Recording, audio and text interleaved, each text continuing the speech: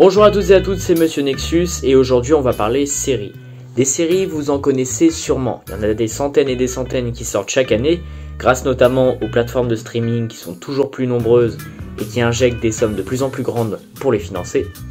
Donc il y en a pour tous les goûts, de tous les genres, si bien qu'on peut se poser la question suivante. Quelles sont les séries qui sortent du lot, qui ont été les plus marquantes ces dernières années, au point de devenir peut-être cultes? Et bien c'est ce que je vous propose de voir dans cette nouvelle vidéo avec 5 exemples. C'est parti.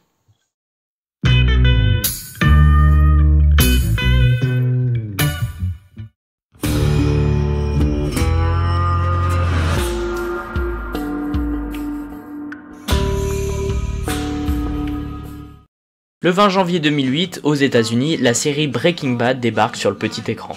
On suit les aventures de Walter White, un professeur de chimie ayant la cinquantaine et apprenant qu'il est atteint d'un cancer du poumon.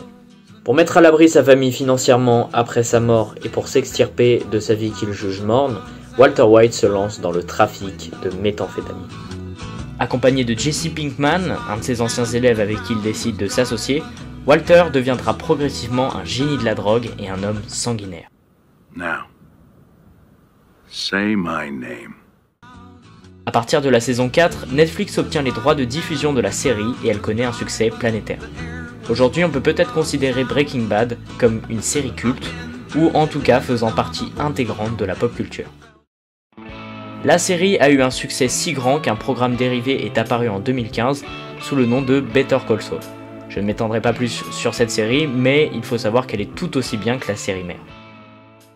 En tout cas, il y a fort à parier qu'on n'a pas fini de parler de Breaking Bad.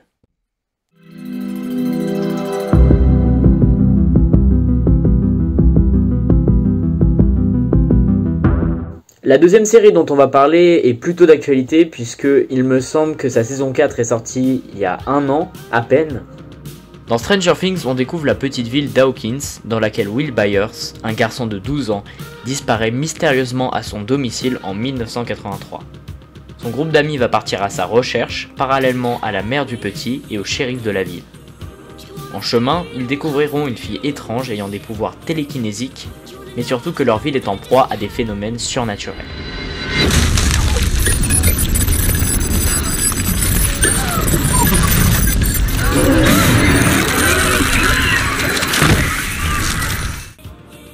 Cette série est l'une des plus connues et appréciées de ma génération, et c'est pas un hasard.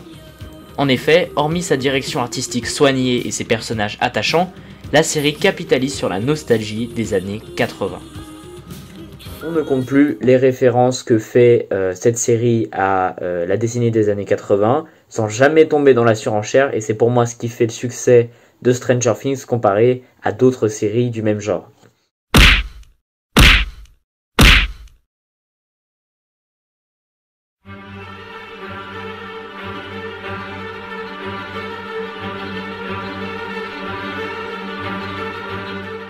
Imaginez, vous vous réveillez après des semaines de coma dans un monde détruit, infesté de morts vivants et où la civilisation humaine s'est effondrée. C'est en tout cas ce que découvre Rick Grimes, le personnage principal de la série The Walking Dead.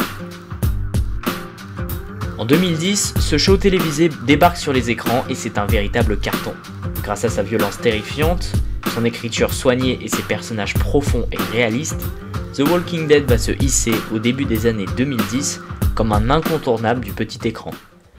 You can breathe, you can blink, you can cry. Hell, you're all gonna be doing that. Nous suivrons durant 11 saisons un groupe de survivants qui vont être confrontés à ce monde cauchemardesque et vont devoir apprendre à survivre, à se battre contre les zombies, mais aussi contre les humains dont les intentions ne sont pas toujours très morales en temps de fin du monde. Si on peut dire que The Walking Dead a perdu largement en qualité au fil des saisons, elle reste néanmoins une série de références qui pose des questions intéressantes sur la nature humaine, et je pense qu'elle aura à coup sûr marqué les esprits.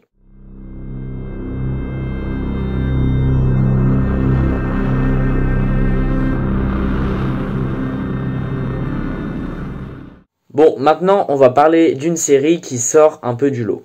Jusque-là, on avait abordé non seulement des œuvres qui plaçaient leurs personnages dans un univers clairement fictionnel, mais aussi des séries qui ont un fil rouge narratif et qui se suivent donc d'un épisode à un autre.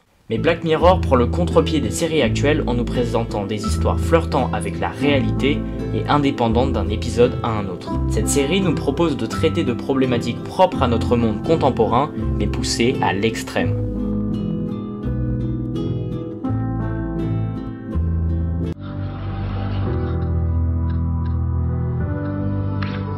Que se passerait-il si tout le monde était équipé d'un implant enregistrant tout en permanence ? Si des personnes étaient notées selon leur popularité, ou encore si l'on pouvait sauvegarder ses souvenirs via une IA.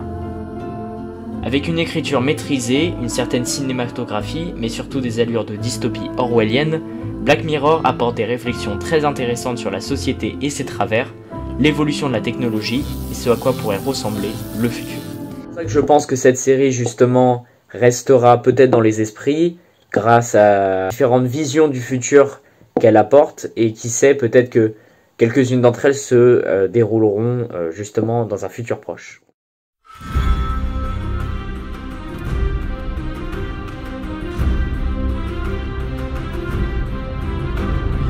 La dernière série dont on va parler, c'est sûrement l'une des plus connues de toutes. Je pense que vous l'attendiez, c'est Game of Thrones.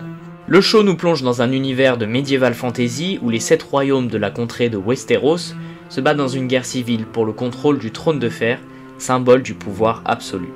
Parallèlement à cela, une menace qui prend la forme de créatures mythiques du Nord approche au fur et à mesure que l'hiver arrive. Mais ces deux intrigues sont bien entendu des prétextes pour mettre en avant la psyché complexe des personnages de Game of Thrones et aussi explorer des thèmes tels que le pouvoir politique, la religion, la sexualité et j'en passe.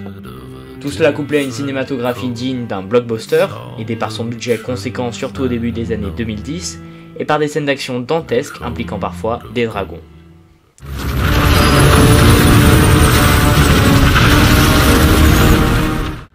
Le seul point négatif aura été la dernière saison de Game of Thrones, souvent décriée par les critiques pour sa fin.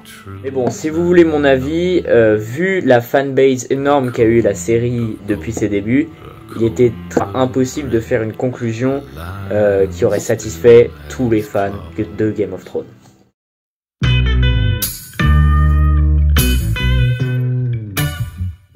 En conclusion, la question qu'on pourrait se poser, c'est pourquoi j'ai choisi ces 5 séries et pas d'autres ? Puisque je suis sûr que vous avez plein d'exemples de séries qui auraient pu figurer dans cette liste et qui ont marqué les 5-10 dernières années. Mais la raison pour laquelle j'ai choisi ces séries-là, c'est parce que je trouve que soit elles ont grandement apporté au genre qu'elles traitent, soit en le révolutionnant ou du moins en apportant du renouveau pour les zombies avec The Walking Dead et pour l'univers de la fantasy avec Game of Thrones, soit elles nous présentent des personnages bien écrits qui évoluent grandement au cours des saisons de ces séries, donc je pense notamment à Breaking Bad avec Walter White, et enfin ce sont soit des séries qui posent des problématiques et abordent des thèmes très chers au XXIe siècle, comme ce à quoi pourrait ressembler la technologie dans un futur proche, ou encore la nostalgie très présente actuellement des années 80 avec Stranger Things. Mais il ne faut pas oublier que cette liste a toujours quelque chose de subjectif et qu'on peut remettre en question la qualité des séries que je vous ai présentées et surtout leur capacité à rester culte dans le futur.